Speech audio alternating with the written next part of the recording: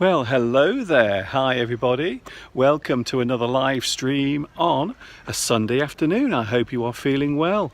I am here at the moment with a recorded message. Before we begin today's live stream, I am here at Lake Vyrnwy in Wales.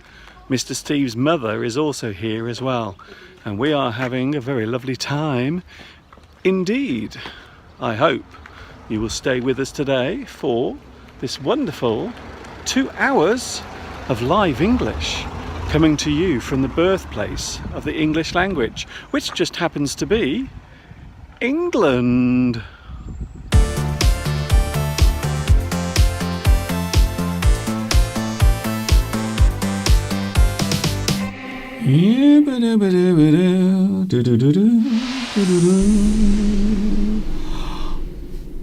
We are back together again. Oh no, I can't believe it. Have you had a good week?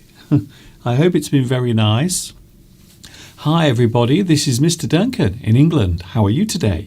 Are you okay? I hope so. Are you happy? I hope you are feeling happy today. I have had a crazy week. I'm not going to lie. I'm not going to pretend. Everything this week has been very busy. We've had a special guest staying here with us, and it's been a wonderful week. We've been to many places. We've had a lot of food. I have to be honest with you. We have eaten quite a lot of food. Yes, we had Mr. Steve's mother staying with us this week, which of course meant that my studio had to be taken to pieces. So over the past couple of days, I've been putting everything back together. But of course, you know what happens whenever you move something or put something in a certain place. Quite often you forget where you've put it. So there have been a few things that I've put in a particular place, but then afterwards I've forgotten where I put it. So I have been trying to find various things, including my reading glasses, which I really do need. Without my reading glasses, I can't see anything. I can't read your live messages, unfortunately. So anyway, I found them. They're here. I have them now. Here we go then. Yes, we are back on a Sunday, and it is English Addict. My name is Mr. Duncan. What's yours? I wonder what your name is. You can tell me, because we have the live chat right here today, so I hope you are feeling good. It's very strange because everything in the studio is in a slightly different place. So I haven't put my studio back together in exactly the same place. So everything seems a little weird, a little odd. So if I seem a little bit distracted or disorientated today, you will know why, because everything is slightly different in here, including the lighting, which makes me look as if I'm standing in a dark shadow. I don't know why. Anyway, I hope you can see me all right. The name of the game is English, and that is what we do here. We share our love of the English language. You might even say that we are English addicts.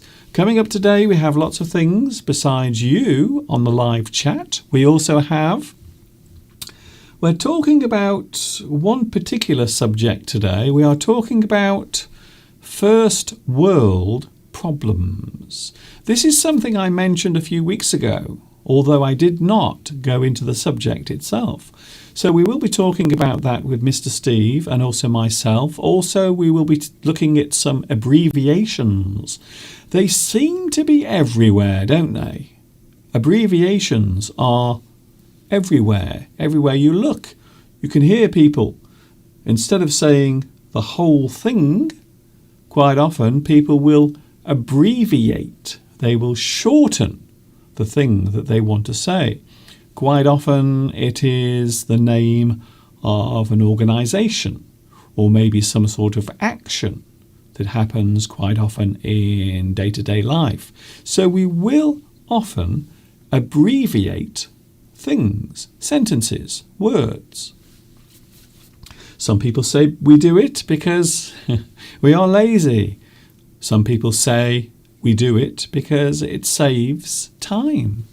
So we are talking about abbreviations, and of course we will be looking at some lovely pictures of our time spent with Mr. Steve's mother. She was with us this week, and it's been almost 2 years. Can you believe it? Almost 2 years since Mr. Steve's mother was with us. Almost 2 years. Can you believe it? So that is one of the reasons why we had such a good time, because it's been a long time since I last saw Steve's mother. A very long time indeed. Here is a photograph from our time together. This is the picture that I posted on my Facebook page. There it is. You can see myself, and also you can see Mr. Steve's mother looking very happy. We had so much laughter. We did. We laughed all the time. We were making jokes. We were making fun of each other. We were doing all sorts of crazy things. In fact, you wouldn't believe the things we got up to. And also Mr. Steve is there on the end, looking very mischievous. So Mr. Steve and his mother, and also me at the front, as usual, pulling a very silly face. And we had a great time. And as you know, the place that we went to, Lake Vyrnwy, is actually one of my most favourite places to visit. Not very far away from where we live, so it's quite quick to get to. Normally around about an hour. You can drive there. It's very peaceful. There were not many people there. I was surprised that actually there were not as many people there as we thought. So we had a lovely time. We had a nice meal at the local hotel, and Mr. Steve's mum had a wonderful time. In fact, we all did. We enjoyed it a lot, and it was nice having her here with us. As I said, we had quite a few laughs, quite a few smiles, some funny moments. So lots of things were happening during our trip to Lake Vyrnwy, which is in Wales. If you've never been there, I suggest you go there because it is the most amazing place.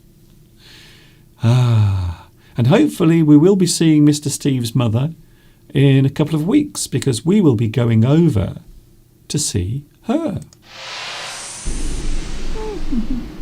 So we will be going to see Mr. Steve's mother where she lives, hopefully in a couple of weeks from now.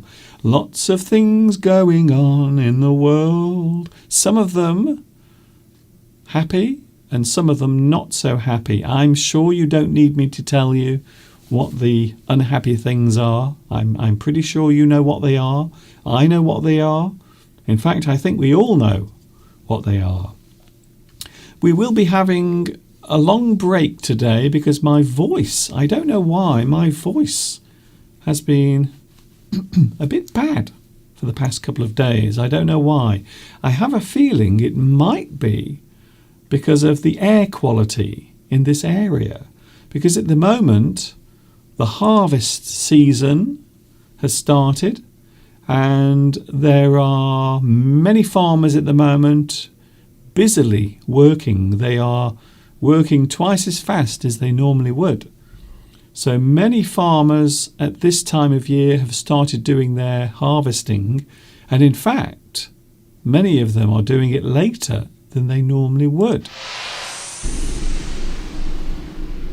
And there you can see this is something I filmed a couple of days ago, and you can see one of the farmers very close to where I live cutting, harvesting, collecting all the grain in the fields.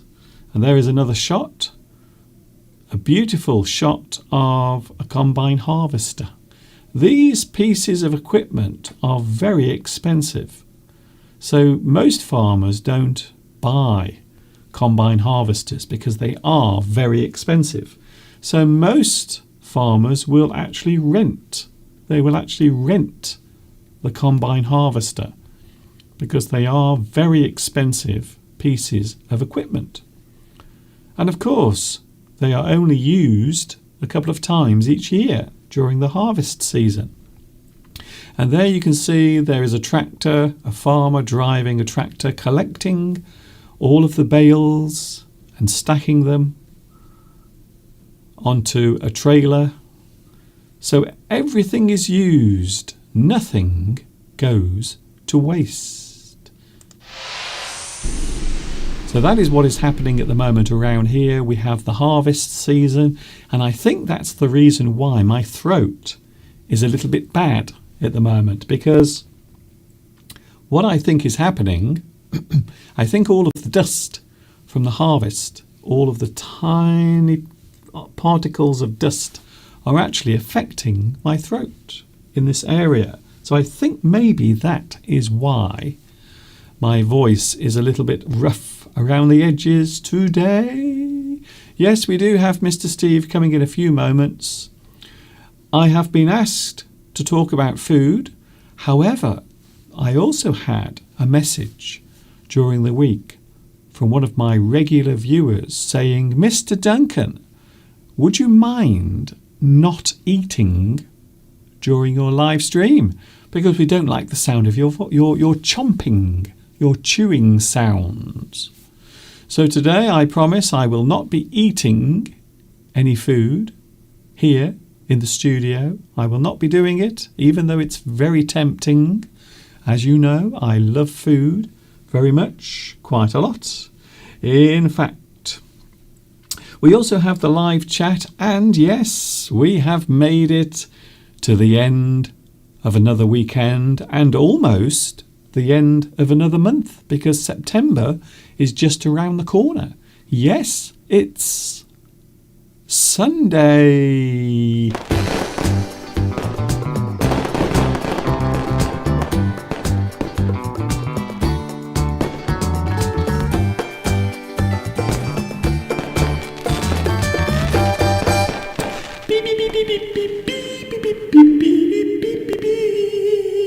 Yes, we are back together again, even though my voice does not want to work.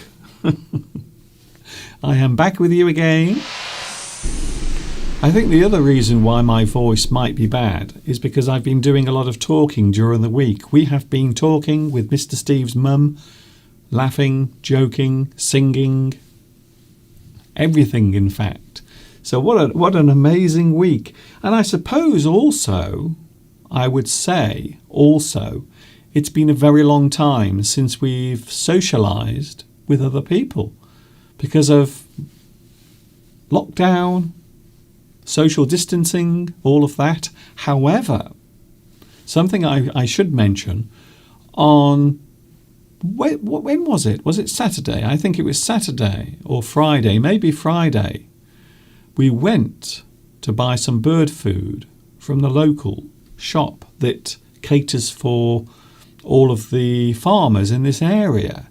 And the one thing I noticed when I went in was how few people were wearing masks. It would appear that the habit of wearing masks has now faded. It would appear fewer and fewer people are actually wearing masks in shops. And yes, even yesterday we went into Much Wenlock, and we went into one of the main supermarkets in Much Wenlock, and most of the people in there were also not wearing masks. And the reason for that is because the laws have all been relaxed. So you don't have to wear a mask when you go into a shop. The laws have been relaxed. So it would appear that most people are now not wearing masks. Even though Mr. Steve and myself, we were still wearing ours, I must admit, I did feel slightly foolish doing it because everyone else didn't have a mask. So only Mr. Steve and myself had masks in the shop yesterday. So it was very strange. It would appear that a lot of people are very eager to get back to normal. I think so. Hello to the live chat. I suppose I should say hello to you. Who was first on today's live chat? I wonder. Let's have a look, shall we? Oh, very interesting. Very intriguing. It would appear once again that Vitas is first on today's live chat. Well done, Vitas. You are first again.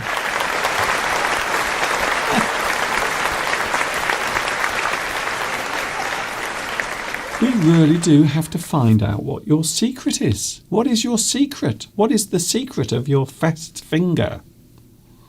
Even I want to know.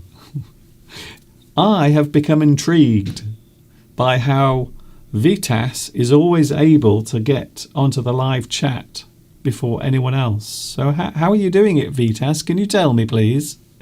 Oh, by the way, it's a lovely day today. It's very nice outside. Would you like to have a look?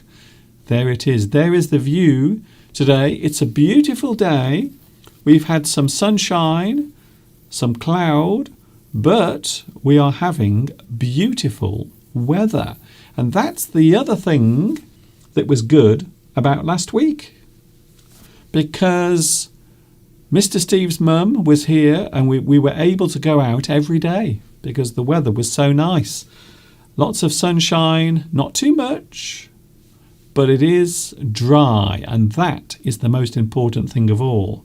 It is not raining, and it would appear that the next few days it is also going to be dry and sunny. Very good. I can't complain about that, even though sometimes people do like to complain. Have you noticed? Sometimes people do complain about things. Sometimes we complain about things that we should not. Sometimes we behave like spoilt children. Do you think? Sometimes we behave like spoilt children when we can't have something that we want. Quite often we will complain about something very trivial or small, and we often describe these things as first world problems. We are talking about that later on.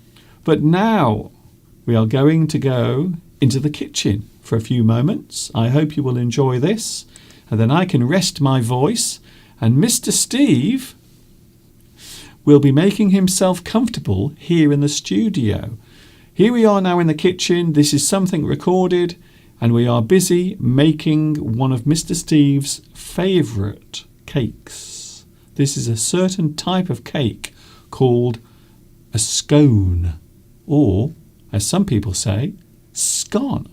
And then after this, he will not be recorded, he will be live. Mr. Steve will be right here after this little moment in the kitchen. Hi everybody, welcome to Mr. Duncan's kitchen on a Saturday night. And guess what? Mr. Steve is going to show us how to make his magic scones. The only problem is we are missing one important ingredient, and that is Mr. Steve. Come on, Mr. Steve. Hello. Here he is.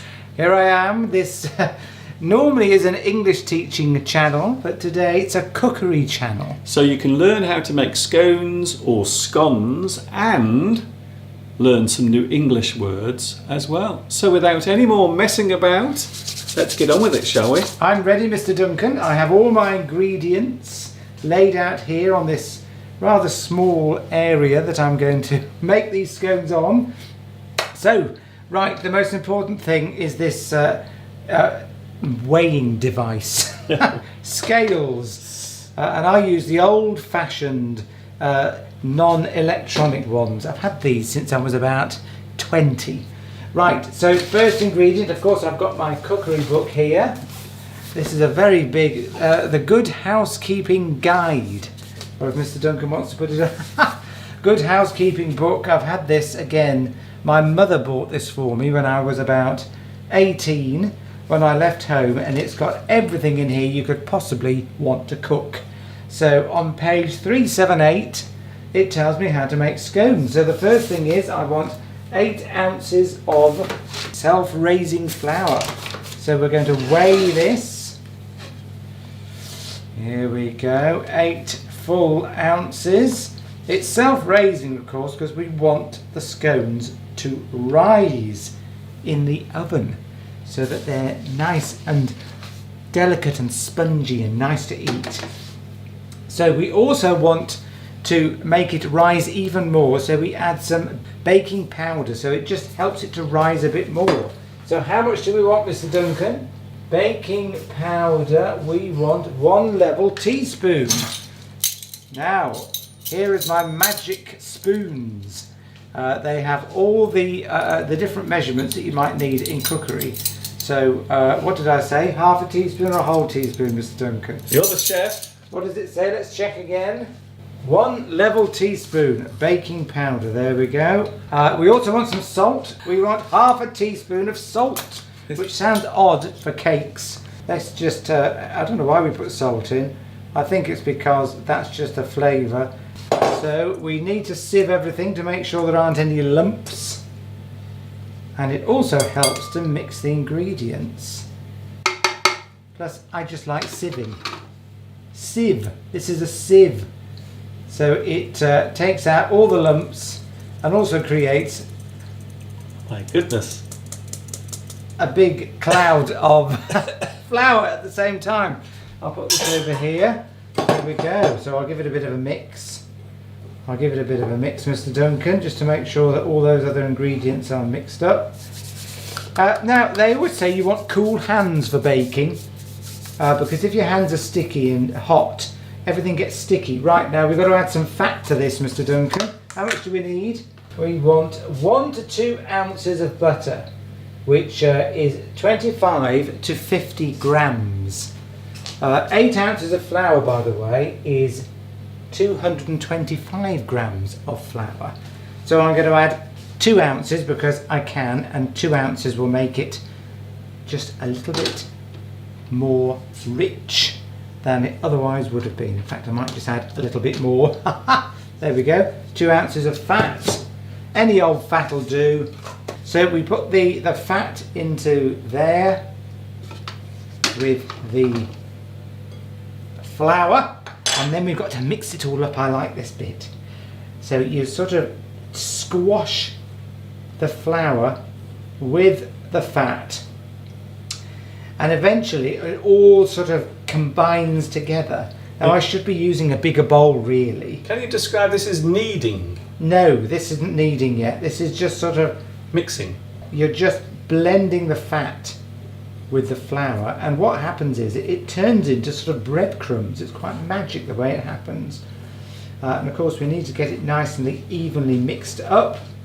Here we go. Make sure it's all blended in. I'm not really using the correct bowl. You normally use a bigger bowl, but I haven't got one because I broke it.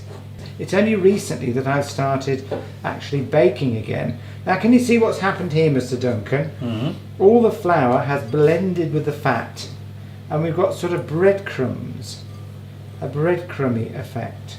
Yes, it's quite magic, isn't it? So I can't believe that this will eventually become scones. well, it will, and I can feel the odd little bit of fat here, so I'm just trying to blend it in to make sure it's all correctly done, because we don't want any sort of lumps of unblended fat. Right, my mother always used to say you want cool hands for making cakes. Right, there we go. It's always messy doing this. Don't expect this to be not messy. Wear all old clothes. Now, we need to add some milk. We want 1/4 pint of milk, or 150 mils. Now, don't add it all in at once, because this is quite important, because we don't want the mixture to become sticky. We want it to go into a consistency that's a bit like bread dough. So I'm going to add 1/4 pint of milk, but we're not going to put it all in. We're going to leave some of it out because we don't want it to get sticky, because we won't be able to turn it into nice shapes. If it does go too sticky, then we can just add some more flour to it. And I'm going to get in there with my hands because there's nothing more satisfying than kneading a bit of dough. That's perfect, Mr. Duncan. We just want it like that so that we can just, it doesn't stick to our hands. If it sticks to your hands, add more flour, but it's best to add less than they suggest. Right, so next stage, Mr. Duncan, is that I like fruit scones. Here's the fruit, raisins, there we go. I like raisins, I like sweet scones, but Mr. Duncan wants cheese in his. Oh, yes. There we go. So there's some cheese that I grated. One of the things I've noticed, Steve, is if you grate cheese, it becomes much easier to handle. You can handle it much easier. Right, so because Mr. Duncan wants cheese in his, I'm going to split this in half. And then I'm going to make the cheese ones with one half. So I'll approximately cut it in half, like that. I'll just see whether they are the same. 8 ounces. 8 ounces, so that's Mr. Duncan. So these are approximately the same. And now I'm going to put cheese in. We probably should have done this before, but it doesn't matter. We can do it afterwards. So there, in goes the cheese, and then I'm just going to sort of mash it in there. So you're mixing the cheese into the dough? Yes, but probably if I wasn't splitting this into 2 lots, I would have probably added the cheese in when I was mixing it in earlier. But because Mr. Duncan's awkward and he wants cheese, I do. then I'm going to mix it in now. I love cheese. And it doesn't really matter because we've got the perfect consistency for the dough here. It's not sticking to my fingers. So we'll blend the cheese in there. You can add all sorts of things to this. You might be interested to note that I haven't added any sugar to this because you don't have to for scones. Right. There's Mr. Duncan's. That's ready. We're not going to overdo it. The secret with cooking, you don't overdo it. Now I'm going to split it into 3. I'm going to roll it a bit and I'm going to split it into 3 scones for Mr. Duncan. Yeah. Because he's important. So there we go. Well, do you know, I might be able to get more than 3. I'll do 3 because that'll be quite nice. There we go. They're going to be very big scones. They are going to be very big scones. Now all I'm going to do is roll them like that.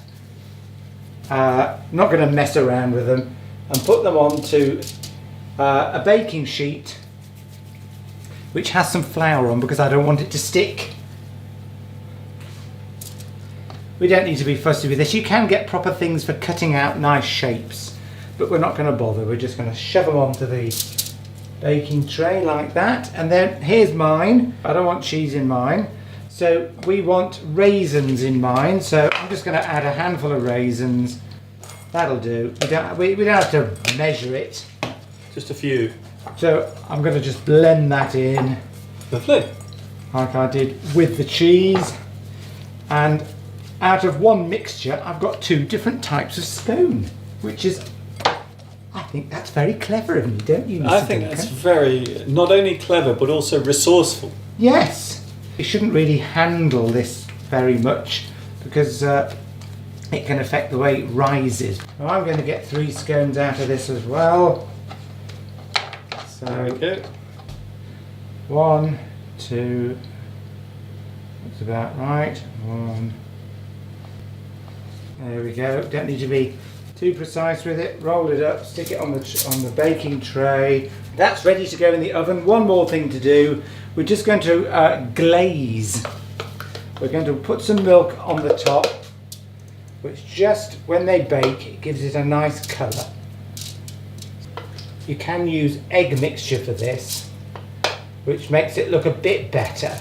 It just gives it a nice colour when it's cooked. It makes them look brown. Egg works better, but you waste a whole egg just to do this. Right, 1 baking tray into a hot oven. So now we're going to put these into the oven. Here we go.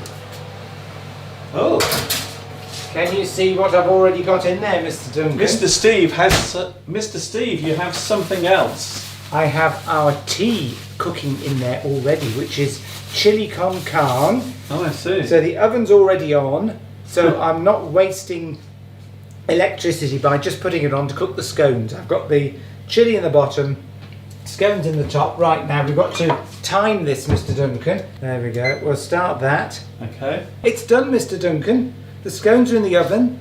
What we're going to do, we're going to have a little break, and then we're going to come back to see if the chili con carne and also the scones have cooked as they should. And then we're going to eat them tomorrow, live. We will have one of the scones on the live stream. Okay, does that sound like a good idea? Okay, see you in a few moments.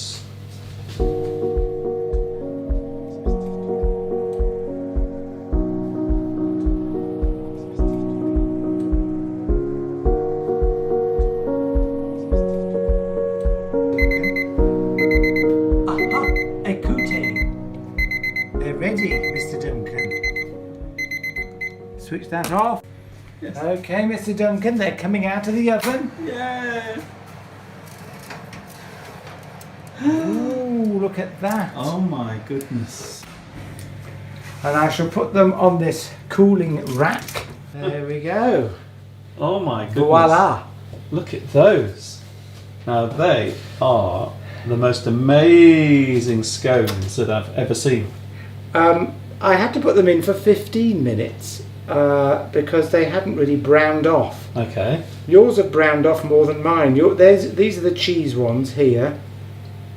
And these are obviously the fruit ones here. Yeah. Yours are browned off more because I think it's because they've got cheese in them. But they will be done. Yeah. I think it's safe to say that we have success. One thing worth mentioning, if something is browned off, it can also mean annoyed, or if you are sick and tired of something, something can make you feel annoyed. You've had enough of it. You are feeling down. You are feeling depressed. You are feeling browned off. Anyway, that's it, Steve. Let's go, shall we? Yes, I often feel browned off with Mr. Duncan around. That's nice. Do you like my gloves? They're all warm and toasty. Steve's got his oven gloves. They are very warm. Right, we're off to cook the rest of tonight's meal, and tomorrow we'll eat the scones. Yes, on the live stream tomorrow we are going to eat one of these scones each. I will have a cheese one, and Mr. Steve will have one of the fruit scones. And that's it. I will return you back live to the studio.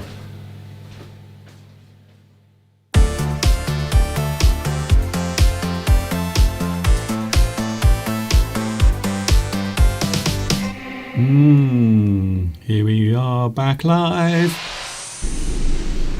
We're not only back live, but also we are back live with the man himself. The man who this week invited his mother over to see us.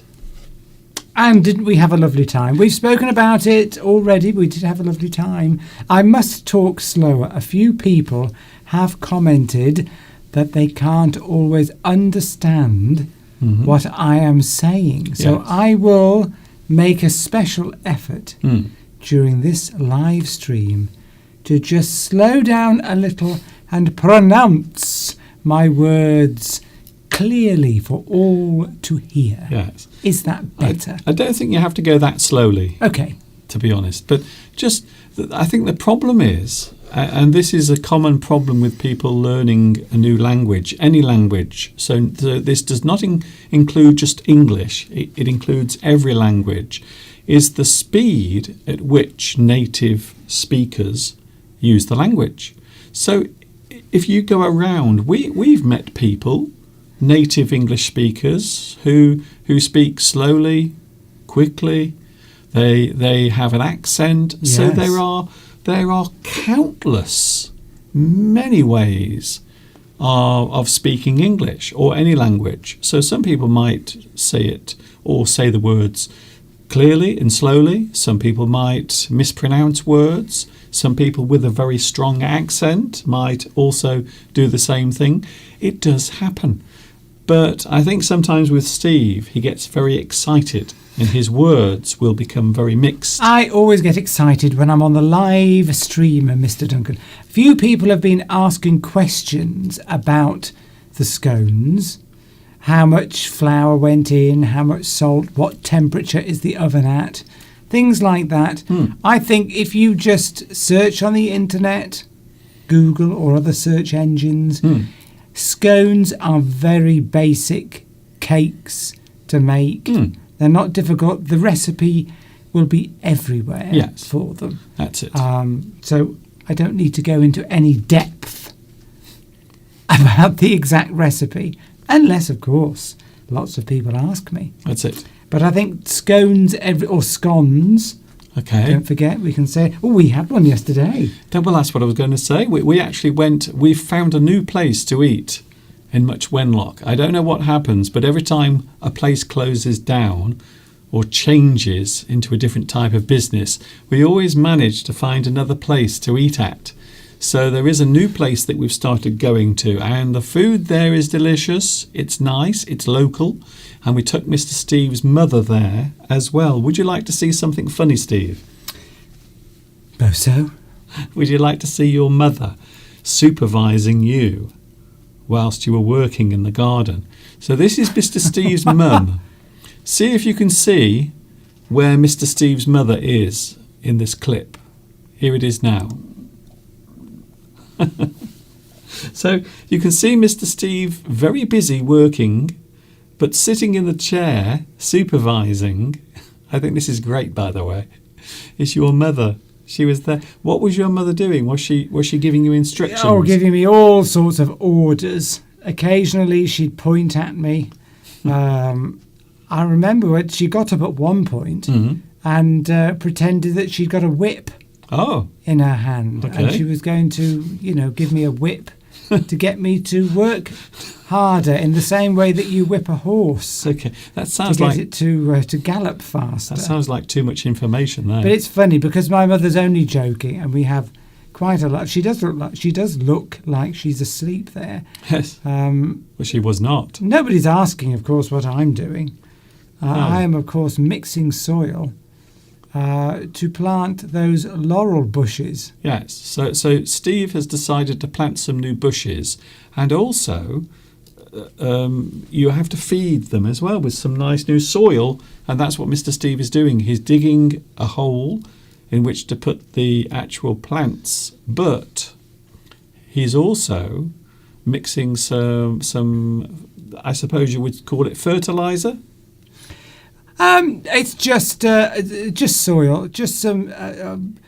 Yes, it's just not because the soil under there that I dug a trench to put these plants in, but the soil that I dug out. A trench is a long hole, wide normally, very wide. Because I was putting several plants in. Otherwise, I'd have just dug one hole, and the soil is very poor quality. Because there were conifers that were growing there before. Okay. And conifers suck all the nutrients out of the soil. Well, any tree does really, but conifers in particular are renowned for it. So I wanted to put some organic material into the soil. That's what that is, the compost. Yeah, so something with some nutrients. Yes, it was soil conditioner. Okay. Something to improve the organic material in the soil so that it retains water.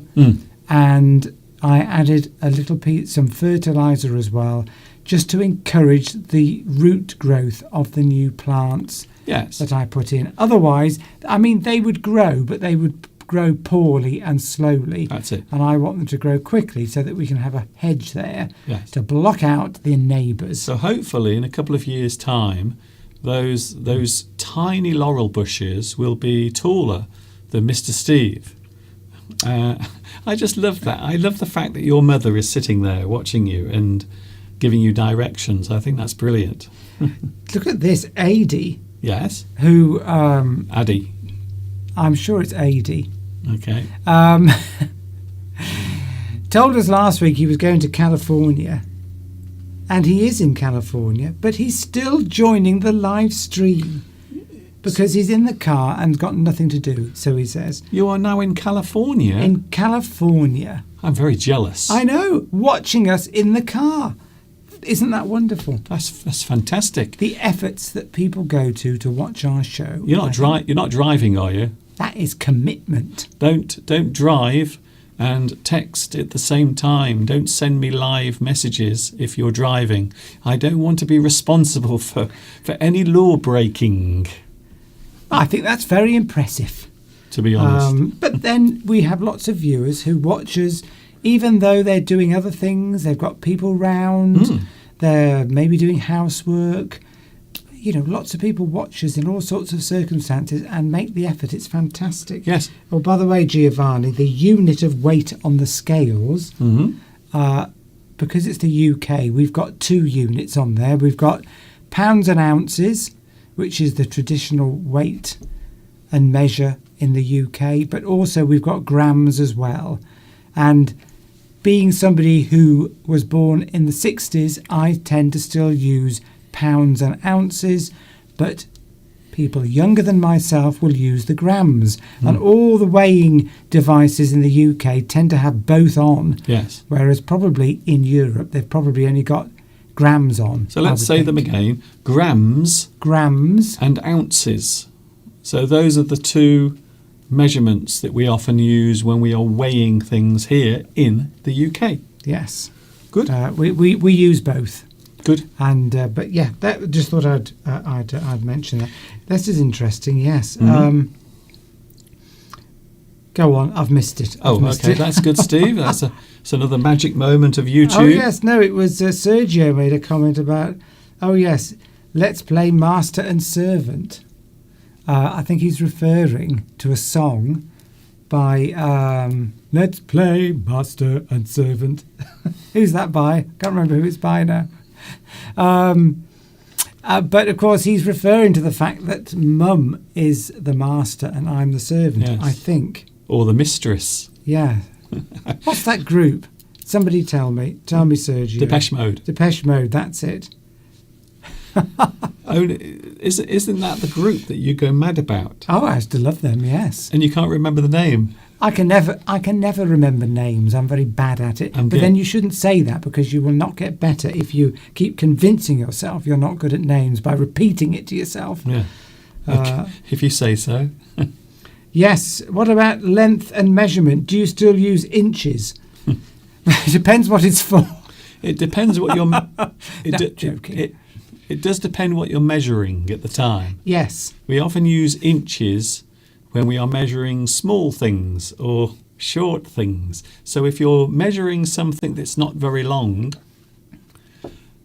then you use inches or maybe even centimetres. He's joking, of course. No, we still use, in this country, most people use feet and inches.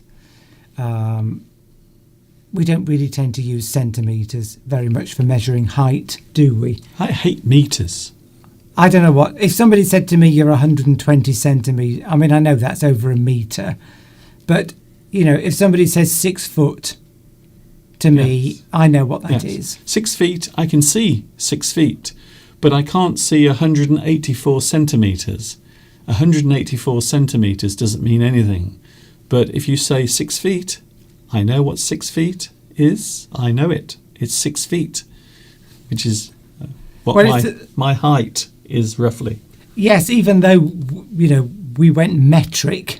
Oh, yes. In the 1970s, people still tend to use the old measurements. It's the same. We use miles here, not kilometres. Kilometres means very little to me. I can't picture it because I grew up with miles. But then on the other hand, I couldn't use pounds, shillings and pence. Well, you can't anyway. But we just, you know, it's 100 pennies to a pound, so that's metric. But yeah. Nobody's using shillings anymore. Depeche Mode. Everyone's talking about Depeche Mode. Yeah, it's a good group. Or is it Depeche Mode? Is it Depeche Mode or Depeche? It was from the 1980s. One of the best groups around in the 1980s. Oh, yes, they were fantastic. Yes. Anyway, we are straying way off from the subjects that we're talking about. Steve was very busy in the garden yesterday. Would you like to see Mr. Steve mowing the lawn? But I've made some slight changes. So this is Mr. Steve cutting the lawn, as he often does at the weekend, but with some slight differences.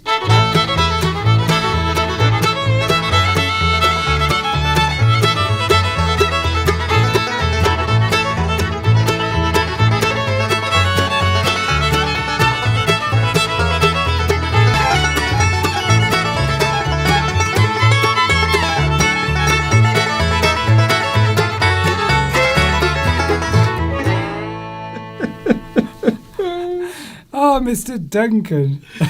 Oh dear. Oh, that's made me laugh. And it's me.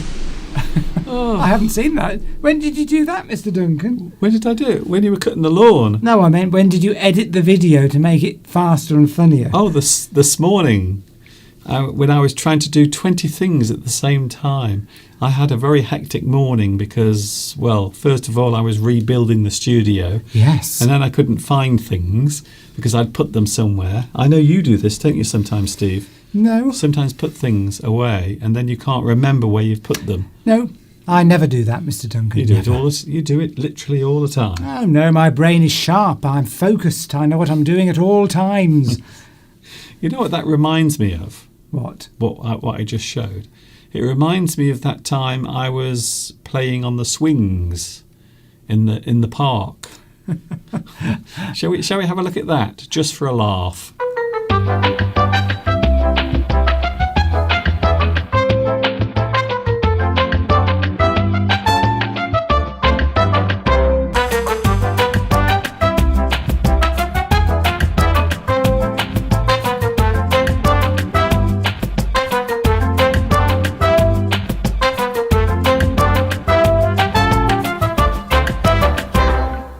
I'm a big boy now.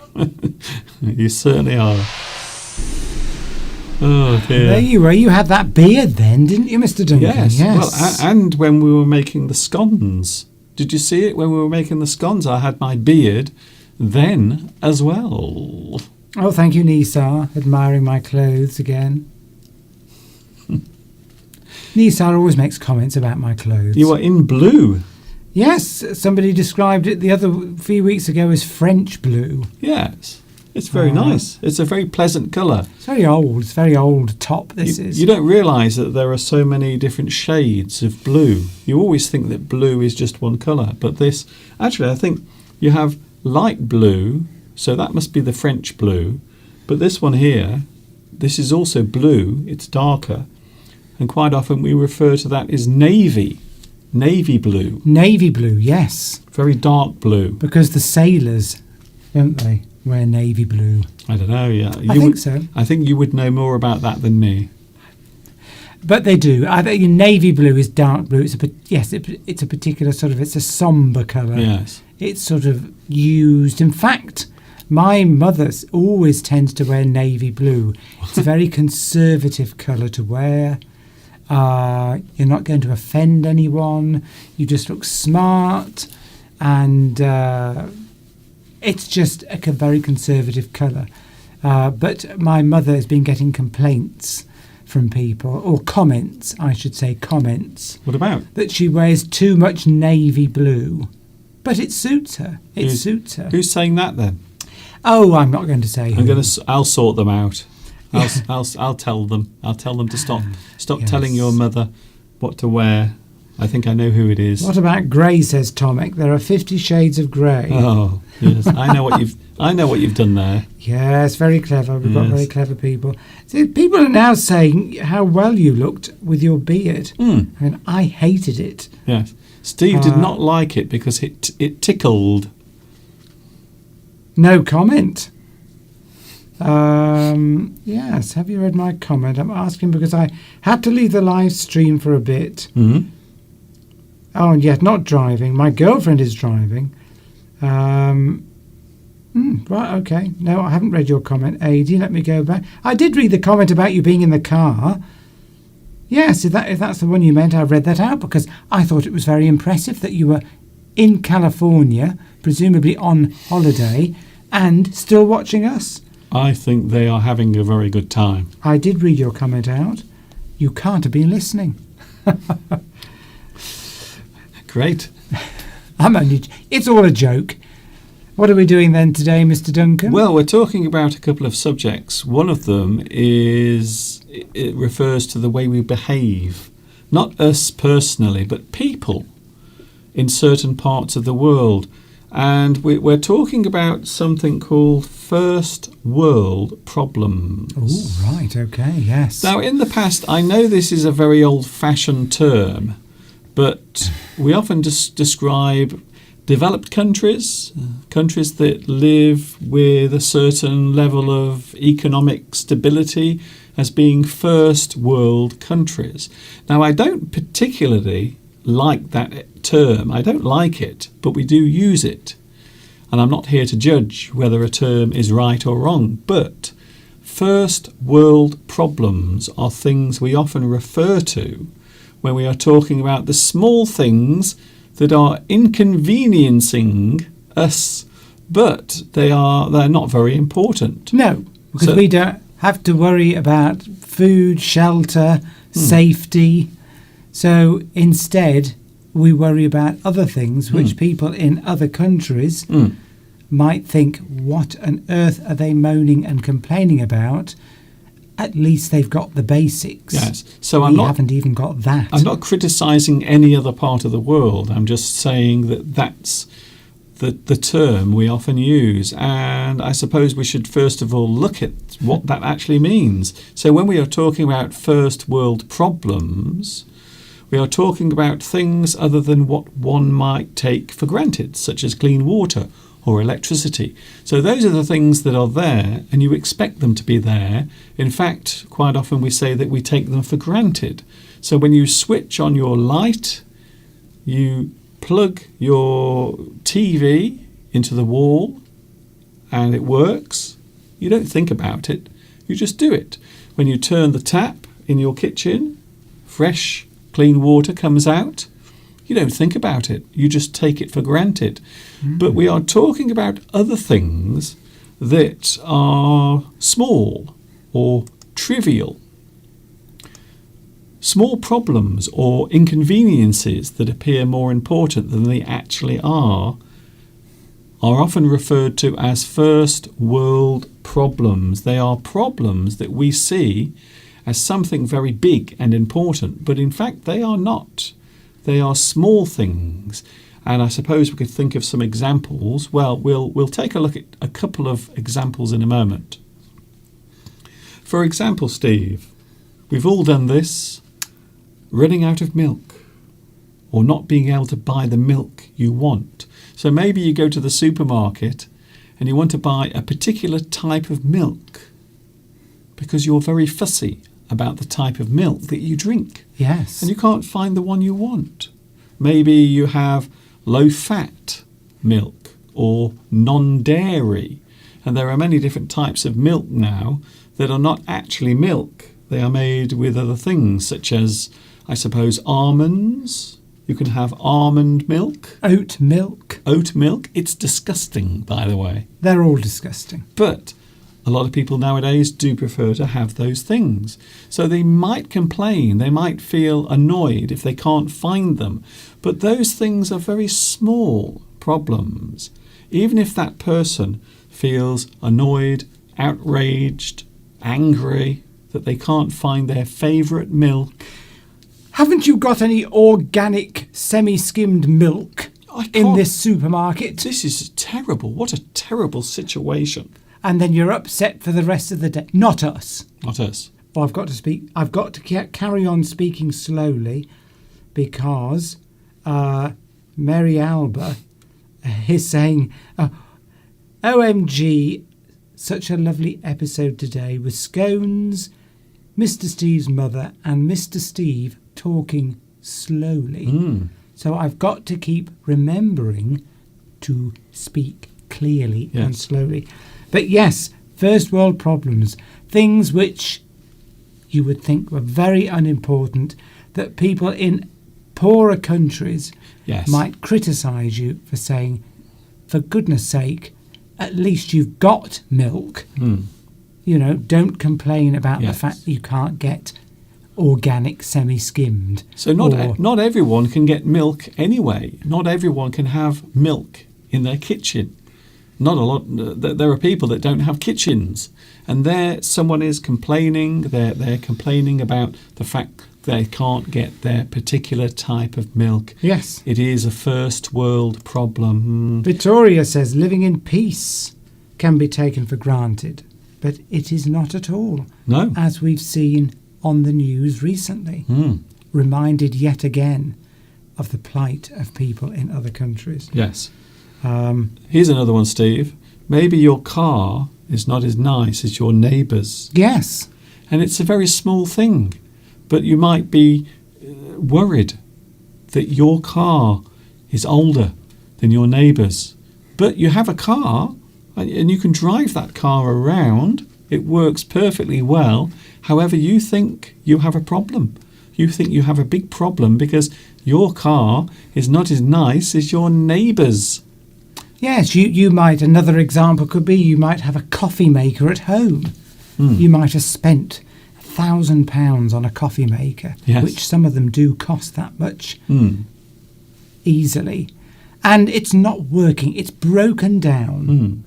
And you're complaining, my coffee maker isn't working anymore. I've got to have instant coffee. Oh, it's horrible. Ugh, disgust. I can't believe that I'm having to live like this Nescafe, with my... instant coffee. Okay, Steve. I'm not sure if he's really reacting now.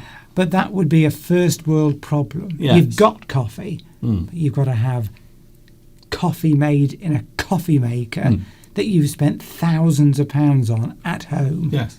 and it's broken. So That's the problem. So I think the best way to describe this is maybe a situation where a person is behaving spoilt, like a child when it can't have its favourite sweet. I want that, mummy. I want it and I want it now. That sort of situation where we talk about something or we get angry about something that we can't have. Maybe a person complains because their 50 megabytes per second internet speed is not fast enough. Oh, my internet speed is only 50 megabytes per second. I wish it was 100 or 200. It's not fair. There are people in the next town and they have 500 megabytes and I only have 50. But 50 is more than enough. That's all you need. That's all you need. Well, in fact, you only need about 5 to function every day. Unless, of course, your whole family is using the internet at the same time. But 50 megabytes is a lot per second. But there are people who might moan about that. They'll say, no, I should have 200 megabytes per second. It's not fair. Just be thankful that you have internet. Just be thankful. And that's it, you see. Mobile phones. Valentina mentions mobile phones. Mhm. Young generations take it for granted that having a mobile phone. When I was young, it didn't exist. But I lived very well. Yes, I sometimes think that particularly as you get older and more affluent, you get more money because you've worked for a long time, you build up possessions, you go and live in a nice neighbourhood. I think you become... I think you always want something to moan about. I think we keep forgetting to remind ourselves every day the value of what we've got. And I think we need to remind ourselves every day of what we've actually got. Health. If you've got your health, that's everything. If you've got a roof over your head, you've got food. You don't have to worry about money for food. Things like if you've got those basic things, you've that's all you need really. And all the other things are just fripperies. They're just I mean, in a modern society, you have to have internet, you have to have mobile phones, computers, otherwise you couldn't work. No, But certainly over the past 20 months. it's, yes, first world problems. It's problems associated with things which are not essential, really. Yes. Or maybe you have something already that is good, but you think it could always be better. And then you complain about it. You complain about the fact that my internet speed is too slow, my neighbour's car is better than mine. Yes, Tomek says we're hardwired to get used to things which are luxuries. Yes, I think there is always a way of encouraging people to keep buying things. I don't want to get too much into that because that is a whole different subject, to be honest. But I think sometimes people behave like spoilt children because they have everything they want. The essential things for living, for getting through the day. But they want more, or they want things that are better, or something that might make them appear better. I was reading a book recently and it said, remind yourself every day of what you have, what are the valuable things which you have. Just remind yourself, and then you won't get down and depressed about the things which you think you should have but you haven't got. Yes. For example, you might want, a Mercedes top line S-Class or something like that. But in fact, you already have a car. Yes. So you can go from A to B. Yes. Remind yourself of the things which you've already got. And then you won't worry about the things which you haven't got. And we've often said, if we lost everything and had to live in a cardboard box, at least we'd have something. Yes. Each other. So you're able to see the things you have and the things that you should really probably be more pleased about having, but quite often we forget about them. Instead, we complain about small, trivial things. Here's another one. I was going to say that's why sometimes it's good and to do something which brings you back to basics, like going on holiday, say just go camping for a week. Very basic holiday somewhere. Yes, without all the luxuries. Without all the luxuries, and then you'll appreciate them when you get back. But yes, we just get used to things the way they are, and we forget that a lot of the things which we've got we probably don't really need. And in fact, we've got friends, haven't we, who and neighbours, people that we know, I'm not going to mention any names, but they keep buying sheds and putting another shed in the garden. Oh, I need another one, because they keep buying things and they've got nowhere to store them in the house. So they buy a shed so that they can store these things in the shed. Yes. So they've used up all the space in the house for consumerism, buying stuff which they don't really need. I mean, for example, everybody around here has a lawnmower. That's it. I think we're straying off, though, a bit. In reality, from where really, but we don't all need a lawnmower. We could buy one for a group of 7, and then each person uses that lawnmower every day, and then we've only got to purchase one. We don't need a lawnmower each. We don't need a leaf blower. Okay, Steve. Every household doesn't need a leaf blower. Steve, this is becoming something else. Becoming ranting now about wanton consumerism, which I hate. It sounds like, you know what I think? I think Mr. Steve might be a communist. No, it's nothing. It's not that, Mr. Duncan. It's just sharing your plough with the local community. But this would all help the planet. I mean, I can never understand why they encourage people to buy a new car every 3 years. They should say buy that car and keep it for 20 years.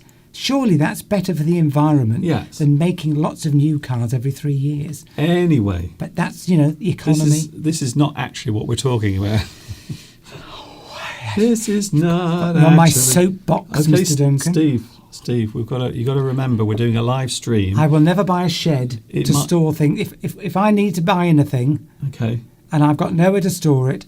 Something else has to go. We're never buying sheds to store stupid stuff in that we don't really need. Okay, Steve, you've made your point. you made your point 5 minutes ago, to be honest. Oh, yes. Okay, Shh, Steve. Mr. Steve, be quiet. Well, no, it's not that. It's just that we are doing something different here. Here we go. Here's a good one, Steve. I think your sister might be in this group. You insist on organic food in restaurants. Is it organic? Yes, that coffee, is it organic coffee with skimmed milk? No, not skimmed milk. Yes. Can I have an organic, skinny latte soya coffee, please? Soya coffee? I've never heard of soya coffee. Yeah. Well, instead of normal I see. milk, you put soya milk in it. Gotcha. But first world problems. Yes. But some people get upset. Can I have my steak medium rare? And can you make sure that the cow was grazing in an open field with the sun on its face constantly? If not, I will have to send the steak back, and I will go and I will complain about you on the internet. Moderators, please, will you do your duty? I think you know what we mean. I don't know what you mean. Yes, Palmyra, I'm still dreaming of a Mustang. So that's my one nod to consumerism is Okay. that I want a gas guzzling. You do realise Mustang. your whole diatribe a few moments ago is now rendered null. Yeah, but if I just have that car and keep it for 20 years, then I'm not having an impact on the environment.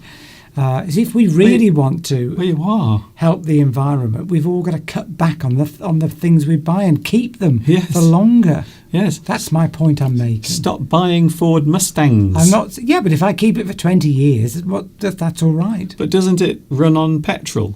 Yeah, but it does. Well, that might be the problem, you see. Well, they run on something. But I mean, I haven't had children, so I'm not responsible for doubling the amount of CO2 I'm producing and pollution by producing another human being that's going to, am I? No. It's just me. No, you're just going to drive around in your Ford Mustang, revving up your engine and polluting the planet with petrol fumes. Well, I know, but you've got to assume that you need transport. Anyway, as you say, we're straying off the subject. Well, you are. So you might insist on your food being organic. Or can I have... That's the trouble, Valentin. Yeah. Can I have an egg? Can I have an egg, a boiled egg? Now, can I first ask, where was the egg laid? Were the chickens indoors or outdoors? Which way was the wind blowing on that particular day when this egg was laid? Can you tell me the name of the chicken?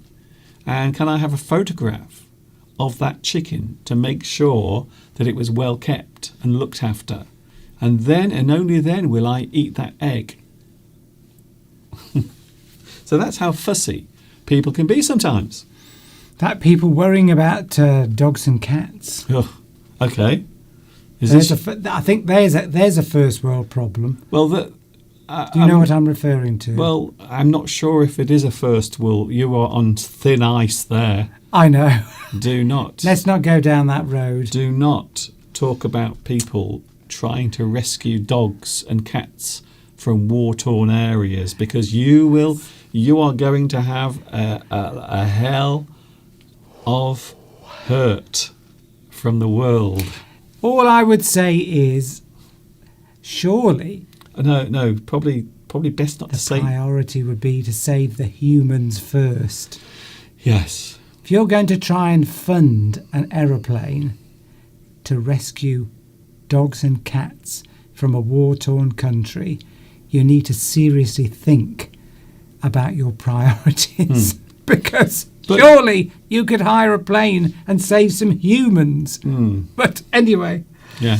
Well, I think one of the problems nowadays, there are people who live their daily lives and they see animals, such as cats and dogs, as being more important and valuable than other human beings. Giovanni says, close that door, Mr. Steve. Right, let's close it. Yes. Move on. The problem with Mr. Steve is Can't resist. the problem with this live chat, Steve, is the YouTube channel does not belong to you. It belongs to me.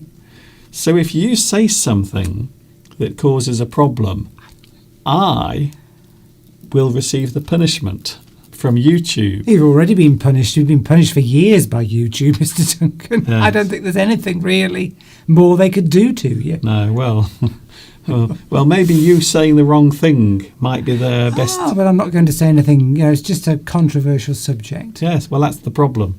Humans first, dogs and cats second. See, the problem is controversial. You see, controversial doesn't happen anymore on YouTube. You can't do controversial anymore. You have to be boring and lame. Sergio makes a good point there. I mean, maybe these war-torn countries need to keep these cats and dogs because they might need food. Okay, Steve, that's good. I'm with you there. So now I'm with you there. And now I've got two people trying to get my YouTube channel taken off me. But if anybody doesn't know about that story, look it up. Yes, don't open that door. Keep that door closed. A first world problem is trivial or petty. Yes. So a thing that you complain about, but really you should not be complaining about it at all because it's a very small thing, a trivial thing, something that is not really important. And I think that's something that often happens nowadays. Can you give any other examples of a first world problem? Not off the top of my head. Oh, okay then. But yes, it's things which people in other countries that don't have the benefits of the wealth that we have in the UK, Europe, America, would think that we were behaving in a very selfish way. Yes, but I think it's just that thing that you get used to something. You get used to a certain way of life, and normally as you get older, not always, you probably get better jobs and you probably earn more money, and then you reach a stage in your life where you've got everything you need. But then, you always want something more, and so you start getting upset about all the trivial things. Yes. And so that's what I mean when a person behaves like a spoilt child. yes, it's like worrying about your neighbour whose dog barks for 5 minutes a day. Oh no, I think that's a good one to get annoyed about, especially when it happens 5 or 6 times a day. Maybe we could send that one on the plane that's going out. Yeah. Are there any planes going out that will take cats and dogs instead of coming back? I'm going to get into trouble for that now. I've had it. That's it. I'm not sure if our viewers know exactly what story we're talking about. Of course. Are you joking? Are you kidding me? Do you realise that every person on the planet knows that story? Well, I didn't know about that story until you mentioned it to me this morning, and I was boiling inside with rage at the lunacy of what they were proposing to do. We are talking about abbreviations in a moment. Abbreviations are a very interesting subject because we often use abbreviations in everyday language. We will say, I don't know, LOL, when we are typing something, maybe something we find amusing. LOL, laugh out loud. So there is a good example of that. We will be looking at that in a moment. So I think it would be fair to say that first world problems are things that are trivial and petty, but we treat them as if it's the end of the world, I think. Just keep reminding yourself of what you've got. Health, if you've got your health, that's number one, isn't it? That's always number one. If you've got that, you've really got everything. And then you need shelter, Maslow's hierarchy of needs. You need shelter, food. You want to feel safe. Anything beyond that is just unnecessary. Yeah, it's But- trivial. But of course, we want to live, we want to live comfortably. So I think just that keep I'm going to make that my motto from now on. Just remember what I've got. If I've got a problem, think, is this a real problem? But look what I've got. Stop moaning, Stephen, and just get on with your life. here's a good one. I've got a first world problem. Mr. Steve last week got very angry when the supermarket did not deliver a pizza. Oh, yes. I mean, it was disgraceful. I mean, I think that's a first world problem. You've got one there, Mr. Yeah. Duncan. The- The supermarket. We ordered a pizza and they forgot to deliver it.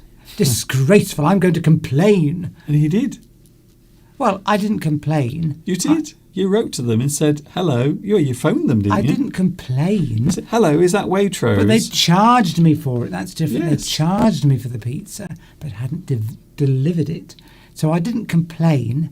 I just pointed it out to them, and they said, "Oh, thank you for letting us know, Mr. Harper. We will refund you the £3.50 for that pizza." I mean,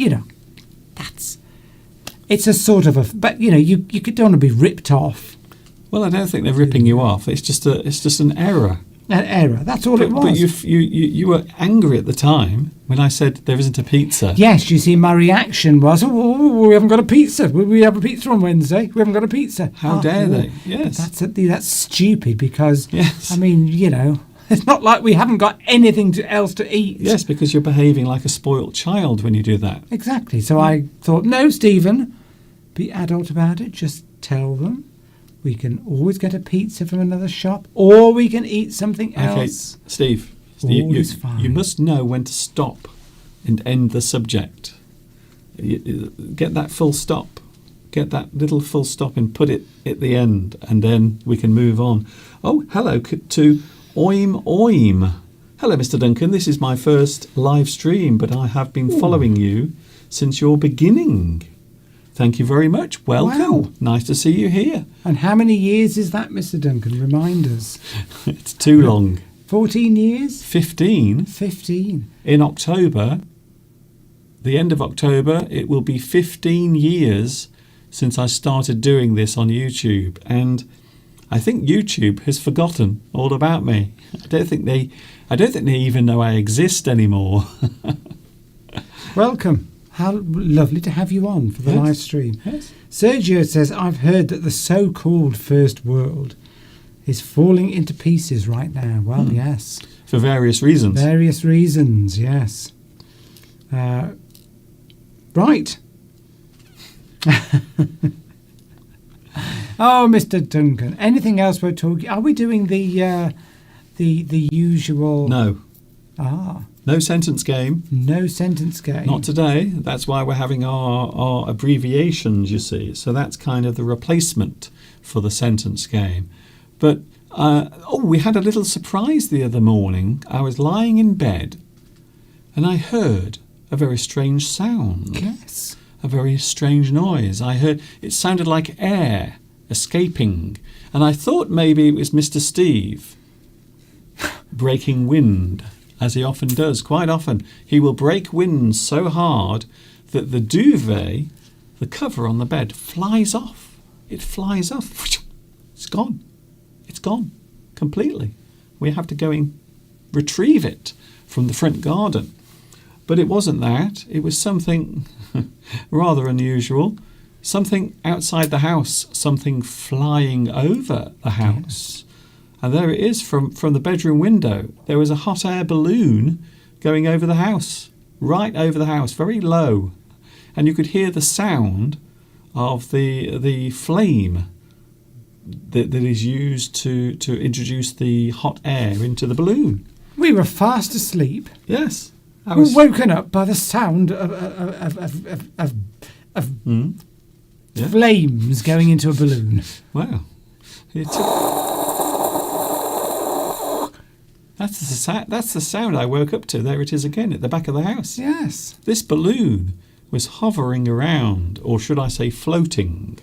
It was floating. It wasn't hovering. When something hovers, it normally stays in one place. But when something floats, it means it is moving through the sky with no visible means of support. So there is a difference between those two things. But there it is, a balloon floating by. I know. There must have been 6 of them passed right over the top of the house. Yes, there were lots of them. Lots of them. Apparently this weekend there is a big balloon festival very close to where we live. So all of these balloons were coming over. But this one came over the house at about 7 o'clock in the morning. It was very early and it woke me up. I wanted to complain, to be honest. What about you, Steve? Would you ever go would you ever go up in a hot air balloon? I've been in a tethered hot air balloon. That's not the same. I know. Tethered. That means it was tied.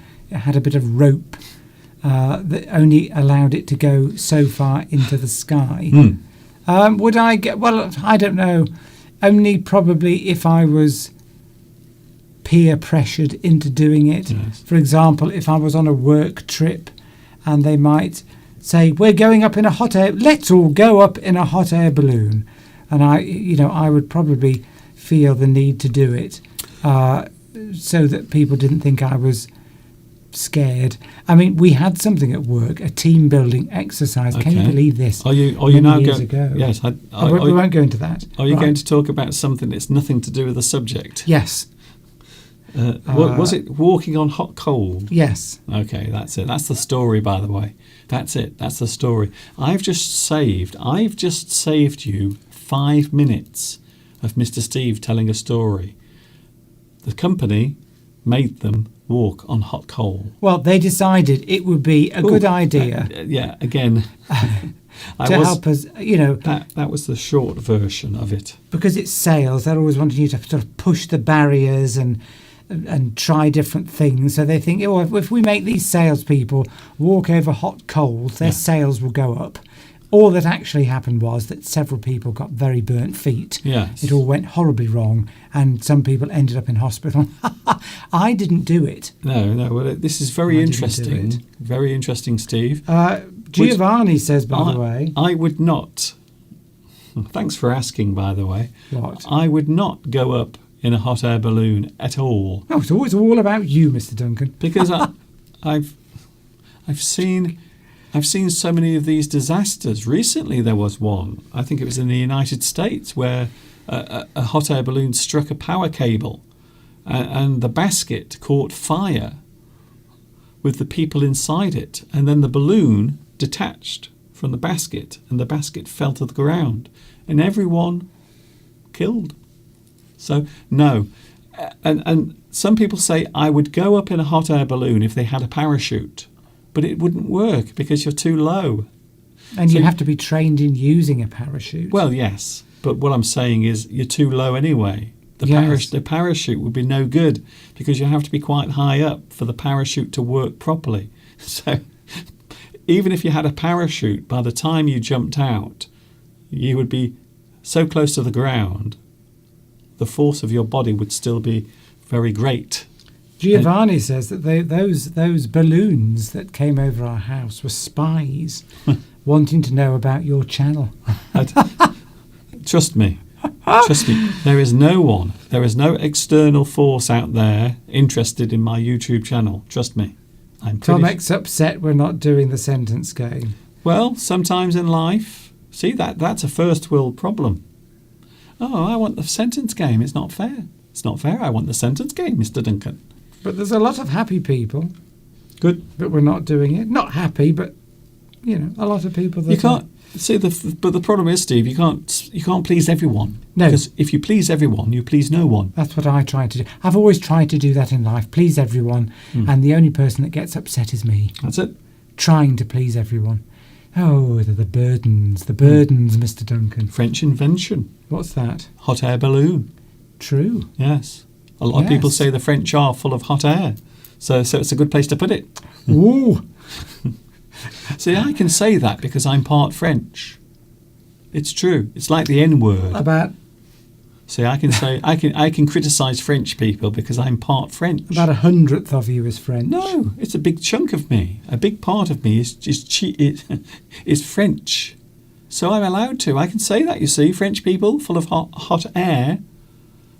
I can say that because I'm part French. That's what you do, you see. Golfier brothers. That's in the France. rules. Around the World in 80 Days. A film of some people going in a balloon, supposedly going around the world in 80 days. It's actually a book. Yes. It's not a film. I know, but people will have seen the film. The film was made much later. Who wrote that? I'm not good on books and literature. Clearly. Do you know? Or I'm wondering if somebody out there. Do you know, Mr. Duncan? I do know. Well, I actually do know. Well, write it down so that we've got a record. There have been several versions of Around the World in 80 Days. I should know. I do know. It's right on the tip, the tip of my tongue. Yes, good. If something's on the tip of your tongue, it's nearly there. You haven't quite got it yet. Tomek's got it right. I see. Oh, I'm going to try and remember. It's like a long name. He also isn't it? wrote 20,000 Leagues Under the Sea. Jules Verne. There you go. Got it. You got it. And I didn't have to look at the live stream. Jules Verne. Jules Verne.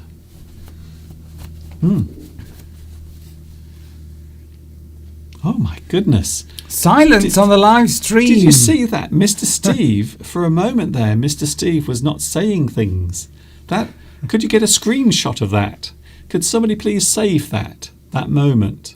Take a screenshot of Mr. Steve not saying anything. Florence went in a hot air balloon and was very scared. I think I would be. Yeah. And they don't have toilets on hot air balloons. So what happens if you want a wee? You just go over the side or squat down. It goes through the basket. What about a poop? Is there a little flap under the basket for you to poop? There may well be. And where does the poop go? Well, you wait till you're over a house. Or someone you don't like. Yeah.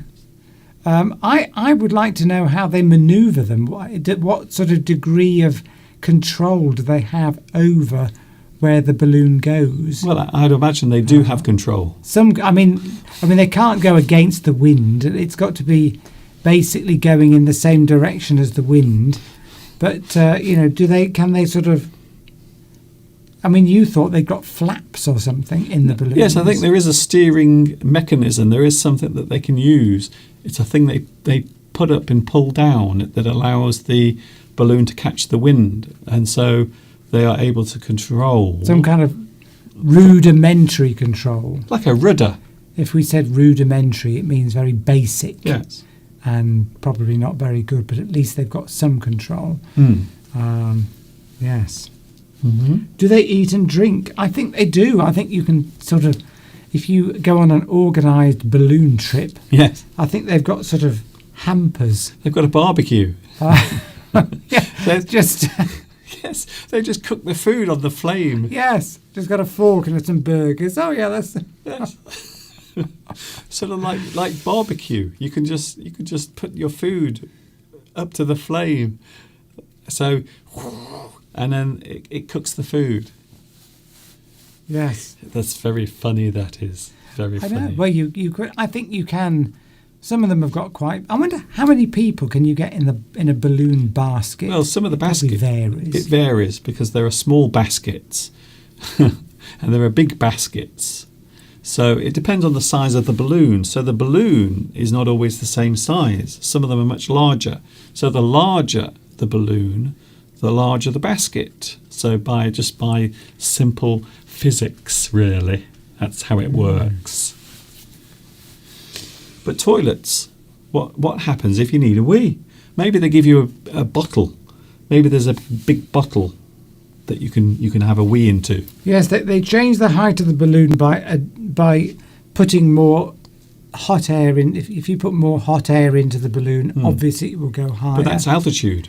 That's altitude, and if they stop putting the hot air in, it'll cool and gradually sink. But can they sort of get things to manoeuvre? I mean, they've got to go with the direction of the wind, but can they sort of move a bit within that? They must have some control or else there would just be lots and lots of hot air balloons everywhere, just all going in the wrong direction. Vitas says you're not allowed to take anything with you in the balloon. No. Can't I take my big, long, sharp needle? Probably it's all to do with weight. Can you play darts on a hot air balloon? They don't want you taking things and then sort of deliberately throwing them out to try and hit people. What about archery?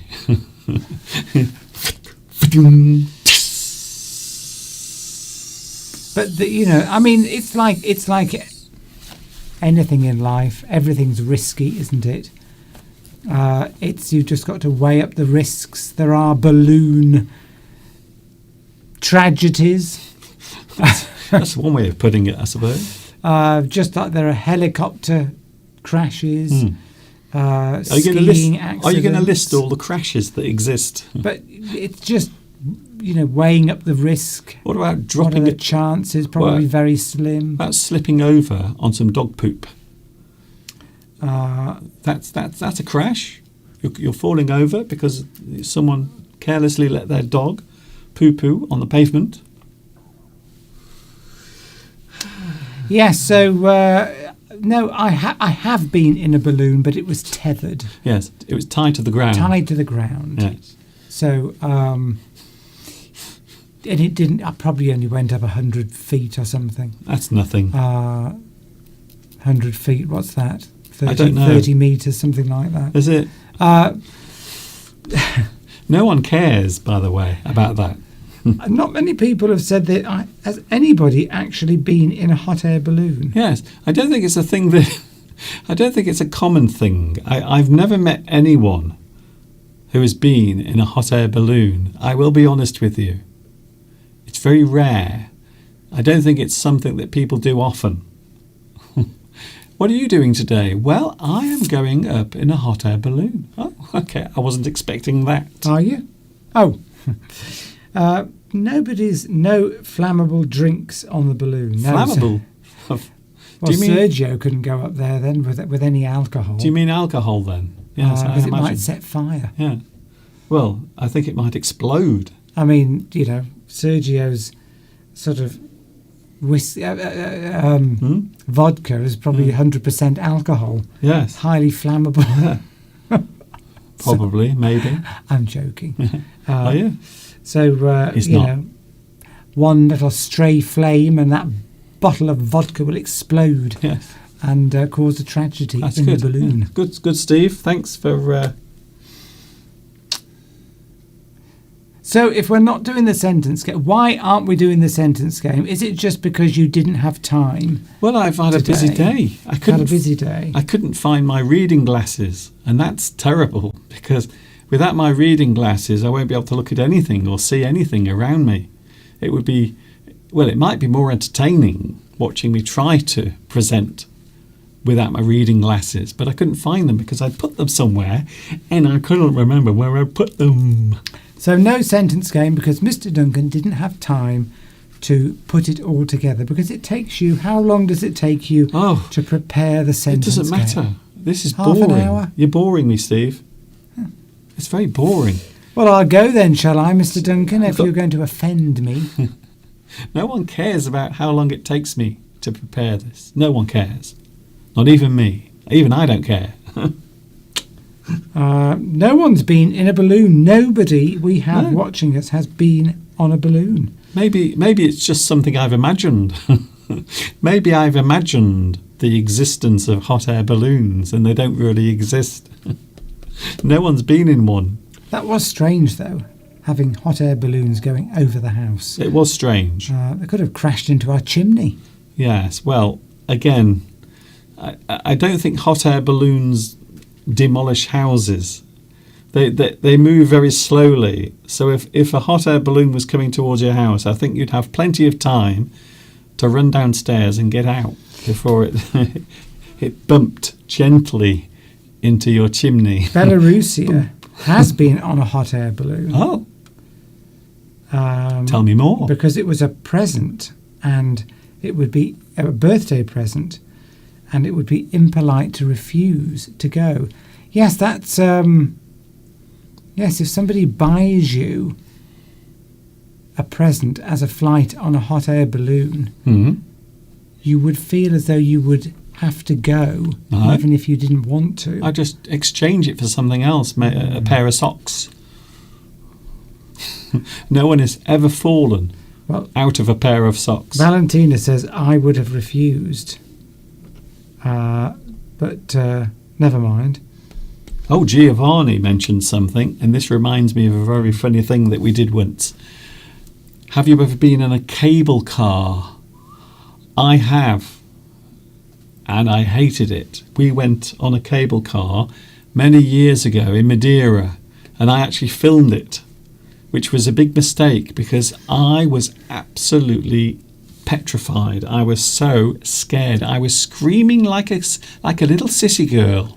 I was. Yes, if you won't go in a cable car, there's no way you're going to go in a balloon. It was horrible, because you can feel the as the cable car goes along. Now and again, it will go over something where the things are supporting the cable. So every time it went over those little sections, the cable car would suddenly do that, and I hated that. And when you looked out the window, there was nothing underneath you, just space for you to fall from and through. So I did not like that. I do not like cable cars. And to be honest, I did scream like a little girl. And it's on videotape somewhere. It's on video. We'll have to show it one day. I'll try to find it, but it's very embarrassing. 10 minutes left, Mr. Duncan. What can we do that's interesting? We have 20 minutes left. Why? Because I was 10 minutes late. How on earth are we going to fit 20 minutes with interesting comment for our viewers? Well, the first hour and 40 minutes wasn't that good, to be honest. You can click away, by the way. If you want to click away and watch something else, there's some very interesting videos on YouTube. There's a little baby vomiting over its mother. That's very funny. And there's a guy that's trying to climb up some crates, and halfway up he falls and breaks his neck. Apparently that's the latest craze. Literally breaks his neck. What they do is you stack milk crates. I don't know where they're getting milk crates from, because I can't remember the last time I saw a milk crate. But apparently they put milk crates on top of each other like a pyramid, and you run up from one side, and the idea is you have to get to the top and then back down. But unfortunately, most people don't get halfway. By the time they get halfway, all of the crates start to collapse, and the person falls in the most uncomfortable way possible. Can you imagine falling on top of lots of milk crates? And apparently now TikTok has now banned people doing this or uploading videos, because apparently lots of people are getting hurt and injured. Can I just say, I do worry sometimes about the human race. I do. I worry about people under the age of 25. They want excitement. Well, okay. They're bored. They want excitement. Jimmy says, "Why don't we invite questions?" Well, we people are always asking questions, and we try to answer as many of them as we can. Yes. Well, this is it. Well, that's why we have the live chat. If you want to ask a question, as long as it's nothing too difficult, don't ask about the subatomic particles of the inside of Mr. Steve's underpants, because that's a place I'm not going to, and I never will.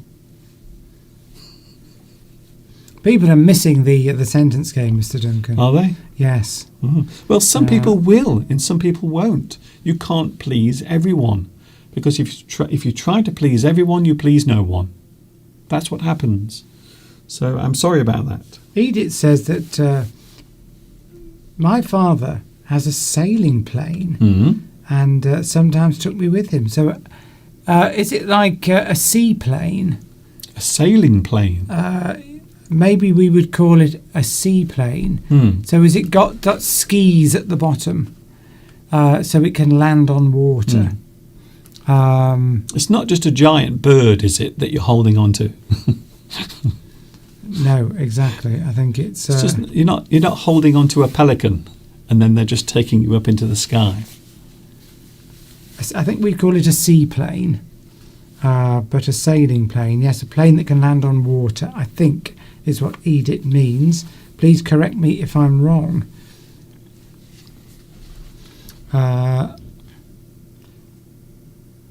Mr. Duncan. Yes. Well, actually, Jimmy said that we should ask Oh, I see. you questions.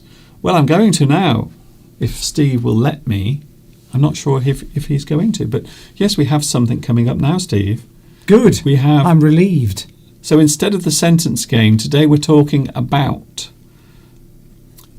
And I think this is quite an interesting subject. I don't know what you think, Mr. Steve, but I think it's quite an interesting subject. He says, as he's searching for that subject. I'm searching for it. Oh, no, not that one. No, I want that one. Abbreviations, there we go. Whew. We got there eventually. It seems very strange because everything's in a different place in my studio. This always happens. Here we go. So abbreviations. We're going to show some abbreviations on the screen. There is the first one, just next to us. There it is. The first one. So all I want is to tell me, can you tell me, Mr. Duncan, and also Mr. Steve, what this abbreviation is? And they will slowly go down and show you lots of different abbreviations. So we do often use abbreviations, but why? Why do we use them?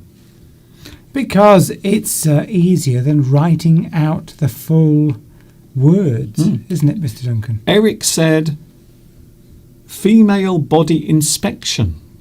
Interesting.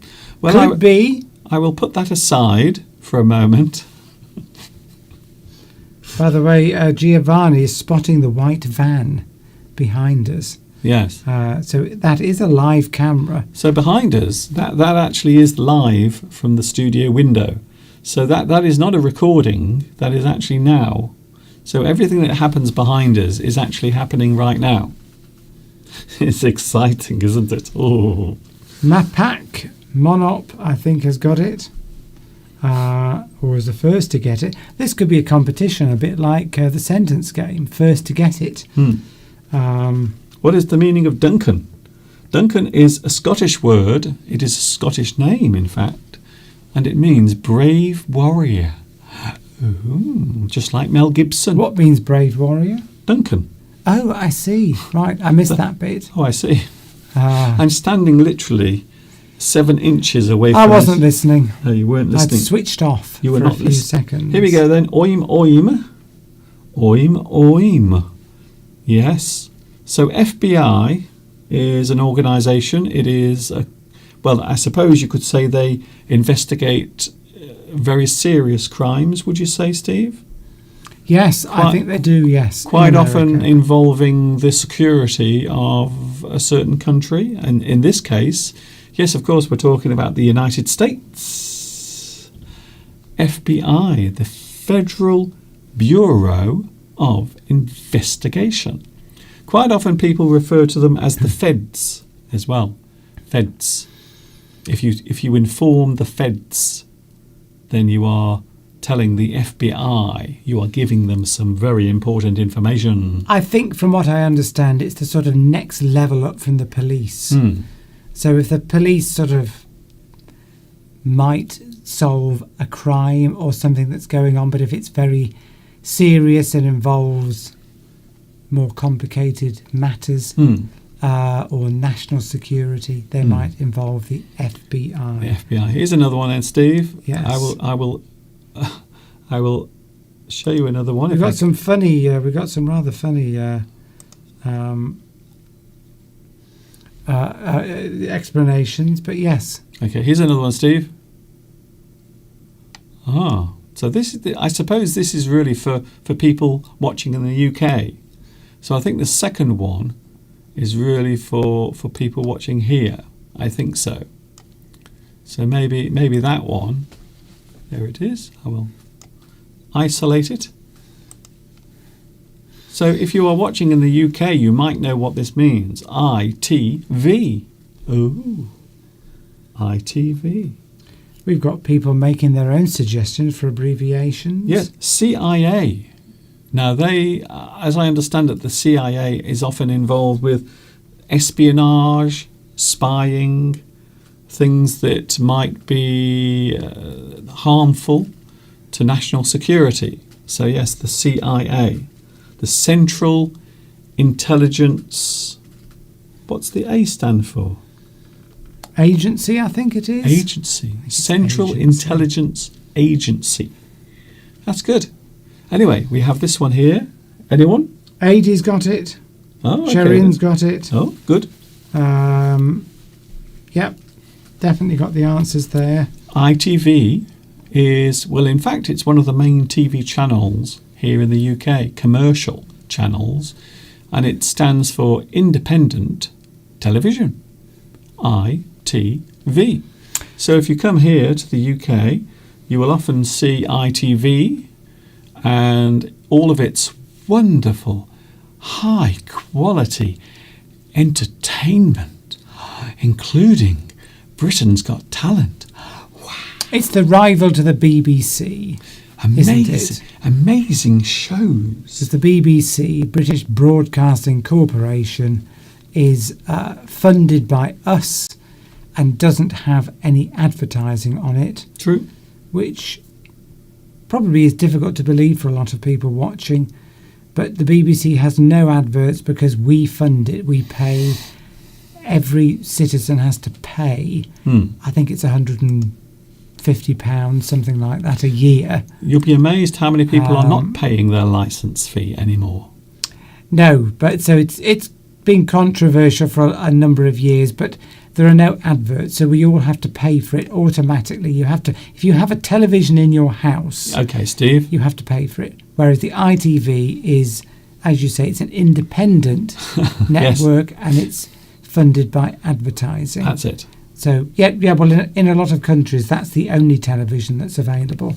Not necessarily. So I know, but in a lot of countries. Yeah. So I was pointing out the difference between that and the BBC, which is funded by us. If you are unfortunate, citizens. Okay, Steve, if you are unfortunate to live in a place that is, let's say, more strictly controlled, you will find that there is state TV, which.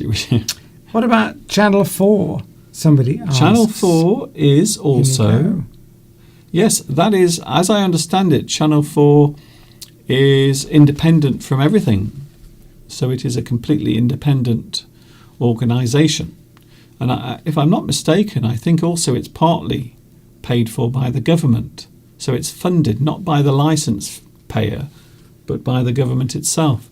Although there are talks now about privatising Channel 4. So they are going to offer that to a private organisation, whoever wants to own their own TV channel. Maybe we could buy it. Yes, maybe we could do some crowdfunding. Yes, so there's the BBC, Steve. The BBC there. We've got that one, yes. The British Broadcasting Corporation. And then we have another one here. WHO. And this is one that we've heard a lot of over the past, well, I would say over the past 20 months. We've heard a lot from this organisation. Apparently Khyber is going off tomorrow, flying off somewhere tomorrow. Really? Very nice. Have a nice flight. I'm a bit jealous, to be honest. Yeah, all the best. All the best to you, Yes. Khyber. Have a good time. And we wish you a safe trip, and of course it's very difficult out there at the moment. So yeah, all good wishes to you. Good. World Health Organization. The World Health Organization. Inigo's got that one. Very much in the public eye because they were often giving statements. They were giving out statements during the early stages of the coronavirus. So yes, the World Health Organization, even though at the moment they are coming under fire, they are actually being criticised for their treatment or their investigations into the early stages of the outbreak of the virus. So yes, some people not happy with the World Health Organization. Here's another one, Steve. Oh, I think this also might be related to television. There it is. This is another television network. Not here in the UK. This one is actually in the United States. This is CNN. Remember that? No, because I'm not in America. That was Darth Vader. It's true. The actor who supplied the voice to Darth Vader was also the guy that said, "This is CNN." And it was him, same guy. So what exactly? Ah, we've got it. I think Vitas has got it. Oh, Is it Cable News Network? it is. Yes. Well done. Often seen as more left-wing, let's just say. Left-wing. Although at the moment they're not sure where they are because they're trying their best not to criticise the current US government. So does that mean that it only comes through cable? As I understand it, its origins, yes, although it is worth noting that many TV channels in the United States are cable channels. But of course, CNN has been around for a very long time. So it has been around for many, many years. Indigo suggests CCTV Yes. as an example. Well, that's interesting because CCTV has more than one use. So it can be closed circuit television, but also it can be Chinese television as well. So CCTV is also the Communist China television. Right. So that's also CCTV. Ah, right. But I suppose if you're in China nowadays, it's just everything watching you all the time, giving you scores on how well you cross the road and how politely you eat your food with your chopsticks. Yes, I think so. Here's another one. If I can... Sergio's making a point that people can just Google these. Well, you can Google anything, can't you, really? I mean, yes. You can Google anything, Steve. I know. You could just put English language into Google and then you don't have to ever watch anything ever again or read anything ever again. So Naki says, I didn't know there was left wing in the US.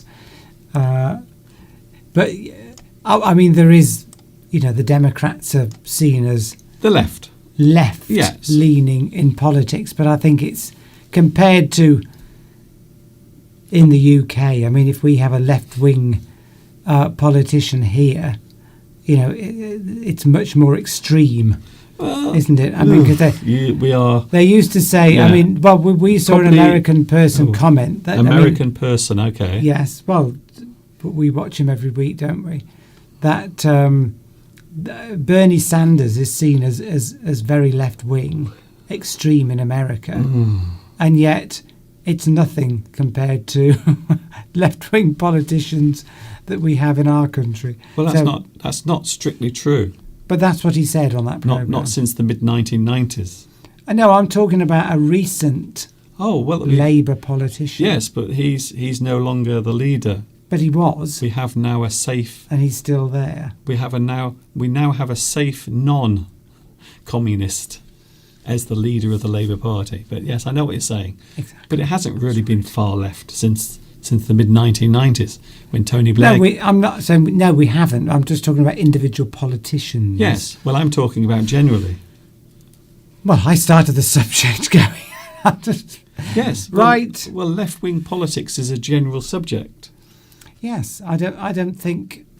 Yeah, anyway, let's move on. I can't believe... I was just comparing... Yes. Is it Bernie Sanders is seen as a very left-wing politician in America? Well, to the left, yes. Yes, I know he's seen as that. Yes. but it's not really very left wing if you compare it to what Americans think that is left wing, extreme to them. Bernie Sanders is seen as quite extreme. What about But it's President? not extreme compared to other countries. What about President That's the Xi? point I'm making. What about President Xi? Is he left or right? Would you say? Well, that's the point I'm making. That's exactly the point I'm making, Mr. Duncan. No, there's only one politics in China. That's the point I'm making. There is no left and right in China. There's only left, and that's it. There's no right turn in China. Sergio, yes, interesting. Do we have any answers? I've put a new one on, Steve. FYI, yes, for your information. Yes, quite often if we are going to give someone some important information, something valuable that they need to know, you might say, for your information.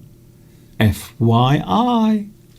For your information. Something important that you are about to say or tell a person. We are coming up towards the end. Right, I'll go and put the kettle on, Mr. Duncan. Yes. So whether you are sitting on the right or on the left.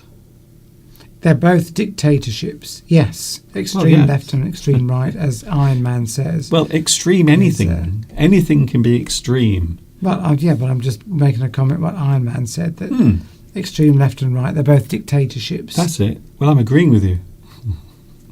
Anything can be extreme. You can have extreme environmentalism. Here's one for you, Mr. Duncan. What does EA stand for? English addict.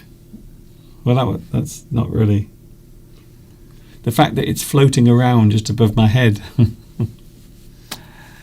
What about No flies on you, Mr. Duncan. What about TTFN? We are about to say that, by the way. TTFN. Yes. Don't know, Mr. Duncan. You'll have to say it. I say it every time at the end of my live streams. I've always gone into the kitchen to put the kettle on by that stage. I've only been saying it for the past 15 years. I'm sure other people can suggest what it is that you say. Oh, there we go. Yes. I know, of course. Oh. Ta-ta for now. Yes. So, Mr. Steve. Right, I'm going. Lovely to see you all. You're going into the kitchen. And hopefully see you all again next week. Have a lovely week. And enjoy life. And remember what you've got. Remember what you've got in your life that's valuable that you already have. Sometimes Bye-bye. it's easy to forget the important things. Yes, what you've already got. Right, bye, bye-bye. See you later, Mr. Steve. Bye. And there's Mr. Steve. He's going into the kitchen now. I think he's hot. I think Mr. Steve is feeling a bit hot today, and there is a reason for that.